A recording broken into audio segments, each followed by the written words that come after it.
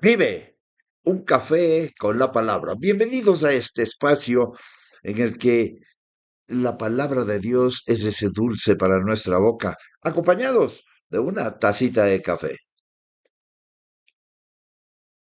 El día de hoy, lunes 10 de agosto del 2026. Hablemos acerca de la voluntad de Dios, nuestra santificación. En Primera de Tesalonicenses, capítulo 4, versículo 3, dice el Señor a nuestro corazón: pues la voluntad de Dios es vuestra santificación, que os apartéis de fornicación. Existe una pregunta que ha acompañado a los creyentes durante los siglos. ¿Cuál es la voluntad de Dios para mi vida? Muchos buscan conocer la voluntad de Dios respecto a su profesión, matrimonio, ministerio o lugar donde vivir. Sin embargo, antes de responder esas preguntas, Dios revela claramente su voluntad principal, nuestra santificación. La voluntad de Dios no es un misterio oculto que el creyente lo debe tener. Comienza en una vida santa. Antes de buscar dirección, debemos de buscar santidad. La santidad no es una opción para el cristiano y mucho más para los especialmente comprometidos con el Señor. Es el llamado de todo aquel que ha nacido de nuevo. Se dice que un escultor fue preguntado cómo podía crear una hermosa estatua de un enorme bloque de mármol. Respondió: simplemente quito todo aquello que no pertenece a la imagen. Así también Dios está formando a Cristo en nosotros. La santificación consiste en quitar aquello que no deja o que no refleja el carácter de Cristo. Tesalónica era una ciudad cosmopolita que estaba situada en Macedonia, importante centro comercial del Imperio Romano. La inmoralidad sexual era parte de su cultura. Los templos paganos promovían la prostitución ritual y la prosmicuidad era considerada socialmente aceptable. Muchos creyentes provenían de ese ambiente. El apóstol Pablo, inspirado por Dios, les recuerda que la conversión implicaba abandonar completamente ese antiguo estilo de vida. La santidad debía distinguir al pueblo de Dios del mundo pagano.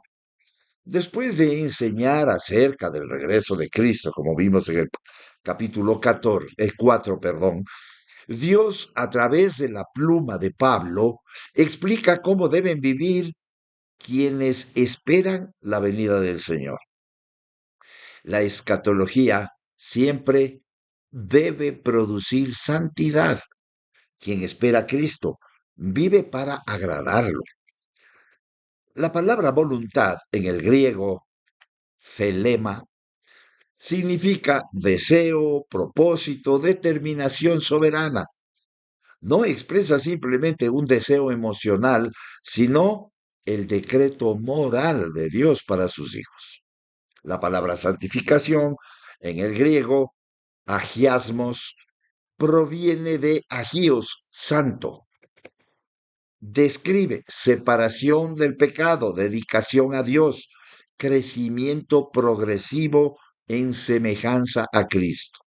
No habla únicamente de posición delante de Dios, sino también del proceso diario de transformación. La palabra apartarse en el griego, apeschitai, literalmente significa mantenerse lejos, abstenerse completamente.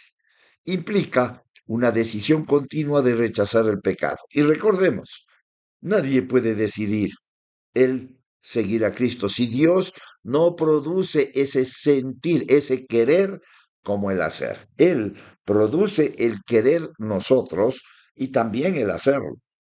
Y entonces, esta decisión que Dios produce en nuestro corazón, el nacido de nuevo tiene continuamente en su corazón el rechazar el pecado. La fornicación, en el griego, viene de porneia, incluye toda relación sexual fuera del pacto matrimonial establecido por Dios. El término abarca adulterio, inmoralidad sexual, prostitución, relaciones ilícitas. Pablo, mediante la guía del Espíritu Santo, amplió, diríamos, este término, lo hace tan amplio porque Dios demanda pureza completa, no a medias. La voluntad suprema de Dios para todo creyente es vivir una vida apartada del pecado y dedicada completamente a Él, no a medias, completamente. Pero puntualicemos esto. En primer lugar, la santificación es voluntad revelada de Dios, pues la voluntad de Dios es vuestra santificación, dice el texto. Muchos desean descubrir la voluntad de Dios mientras ignoran la que Él ya reveló o no la ponen por obra. Antes de preguntarnos en dónde debo vivir, qué debo estudiar, con quién debo casarme, debemos preguntarnos, ¿estoy viviendo en la santidad? La santidad es el fundamento de toda dirección espiritual. Nunca conoceremos la dirección específica de Dios mientras ignoremos su voluntad moral revelada en las Escrituras. La obediencia precede a la dirección. En segundo lugar, la santificación requiere separación del pecado. Y dice el texto que os apartéis de fornicación. La gracia nunca produce licencia para pecar, produce libertad para obedecer. La cultura cambia, la moral de Dios no cambia. En una sociedad semejante a Tesalónica, Dios llama a los creyentes a vivir de una manera radicalmente distinta al mundo. La gracia que no produce santidad no es gracia de Dios. El creyente no solo evita actos pecaminosos, aprende a odiarlos. La pureza comienza en los pensamientos, en los ojos, en el corazón, en las decisiones diarias. En tercer lugar, la santificación refleja el carácter de Cristo. Dios no solo quiere cambiar nuestra conducta, quiere conformarnos a la imagen de su Hijo. La santificación evidencia la obra del Espíritu Santo.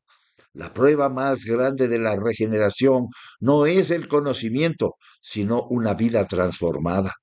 Cada día Dios elimina aquello que no se parece o que no es conforme a Cristo. La pregunta no es, ¿cuánto puedo acercarme al pecado? Sino, ¿cuánto puedo parecerme más a Cristo? Se dice que un hacendado millonario quiso contratar a un experto en la conducción de carretas para que llevara a sus hijos pequeños al colegio en el pueblo. Debía pasar por un lugar estrecho que apenas alcanzaba con las justas la carreta. Y al otro lado, al un lado la peña y al otro lado estaba un precipicio. Entonces él publicó la solicitud a la cual acudieron tres personas. La primera, él le hizo la pregunta, ¿cuánto usted puede acercarse al filo para que no tenga problemas y la carreta no caiga? Y él dijo, yo me acerco hasta 1 metro y ahí estamos seguros, no pasa nada. Al segundo le volvió a preguntar, lo mismo. ¿Cuánto puede usted acercarse? Dijo, no, no, yo soy súper experto. Yo me acerco hasta 10 centímetros y está tranquilo, así que conmigo van seguros. Y le preguntó al tercero, Y le dijo, ¿usted cuánto puede acercarse? Y dijo, lo más lejos posible, porque peligroso es que resbale la carreta y caiga. ¿Quién creen ustedes que dijo o que era el candidato ideal? El que no se acercaba. Sabe que esto mismo sucede con la parte espiritual. Muchas veces coqueteamos con el pecado, jugamos con el pecado y podemos resbalar y caer al precipicio. No juguemos con la santidad. La santidad posee tres dimensiones. Santificación posicional. En la conversión, Dios declara santo al creyente por su sumisión a Cristo. Leemos en 1 Corintios 3:17, el que se une al Señor, un espíritu es con él. Posicionalmente ya somos santos por el Espíritu Santo. La segunda, la santificación progresiva, un proceso continuo durante toda la vida mediante la palabra y el Espíritu Santo. Leemos en Filipenses 1:6, estando persuadido de esto, que el que comenzó en vosotros la buena obra, la perfeccionará hasta el día de Jesucristo. La tercera, santificación glorificada, será perfecta cuando Cristo regrese. En 1 Juan capítulo 3 verso 2 leemos, amados, ahora somos hijos de Dios y aún no se ha manifestado lo que hemos de ser, pero sabemos que cuando Él se manifieste, seremos semejantes a Él, porque lo veremos tal como Él es. Por ello, el apóstol Pablo, guiado por el Espíritu Santo, llama a una obediencia constante. Así lo leemos en Efesios 1:4, según nos escogió en Él antes de la fundación del mundo para que fuésemos santos y sin mancha delante de Él. Por tanto, examinemos diariamente nuestra vida delante de Dios. Huyamos de toda forma de inmoralidad. Alimentemos nuestra mente con la escritura. Cultivemos una vida constante de oración. Permitamos que el Espíritu Santo transforme cada día nuestra vida. Recordemos que la santidad no es legalismo, sino amor obediente. La voluntad de Dios no comienza con descubrir un lugar, comienza con tener un corazón santo. No comienza con un ministerio, empieza con una vida consagrada. No inicia con hacer grandes cosas para Dios, comienza siendo una persona apartada para Él. Un hombre santo es un arma poderosa en las manos de Dios. Dios está más interesado en nuestra santidad que en nuestra comodidad. Dios no solo pregunta cuánto conocemos de su voluntad, pregunta si estamos dispuestos a obedecerla. Cristo murió no solo para perdonar nuestros pecados, sino también para formar un pueblo santo celoso de buenas obras, pues la voluntad de Dios es vuestra santificación, que ésta sea también la meta diaria de nuestra vida.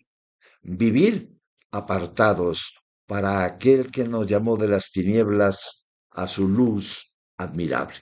Meditemos en esto y que el Señor pues derrame bendiciones sobreabundantes en nuestra vida. Y será hasta la próxima. Vive un café con la palabra, si así el Señor lo permite. Hasta pronto.